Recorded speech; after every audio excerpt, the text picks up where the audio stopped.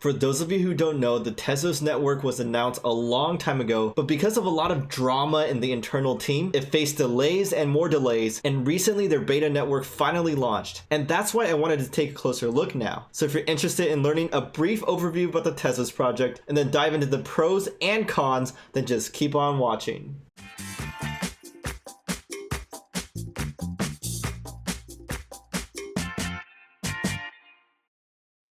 Hi everyone, I'm Kevin from BFB and welcome back to another episode of Real Talk on Crypto Coins. This is Season 2, Episode 3 on Tezos, and for all of these episodes, I'm going to be taking a close look at this project and cover the good and the bad, no shilling, no FUD. So if you find this video informative at all, then please support me by smashing that like button and then clicking down below to subscribe as well. Okay, enough of that, let's get started. Okay, so Tezos, that's their logo on the left, and that's their founders, the couple Kathleen and Arthur Brightman on the right. So what is Tezos for those of you who don't know? And this is not meant to be a comprehensive overview, just a quick refresher. Well, they call themselves the self-amending blockchain platform. So it's a platform that means they support smart contracts and dApps, and self-amending so that you vote for any changes to the network instead of requiring hard forks. And I'll touch a little bit more on this later. And they raised $232 million in their ICO in July 2017 and was the largest raise at its time. But after that, they faced a lot of disputes, delays, and lawsuits that kind of hindered their start, and they just recently launched their beta net just a little bit over a month ago. They also utilized something called baking, or similar to staking, in a delegated proof of stake system, and the native cryptocurrency in a Tezos platform is called Tezos or XTZ. It's used for fees, voting, and rewards. What are some of the pros and advantages of this project? Well, first of all, they had a hugely successful ICO, so they amassed a massive war chest, and it's also appreciated since then, I believe, even with these bear market prices, and so they can use that to do a lot of hiring of the development team and get other partnerships as well. They can use it to build a big ecosystem around Tezos and also get them a long runway to try to build a successful project. They also have an interesting mechanism for community governance. Like I said earlier, they reject hard forks.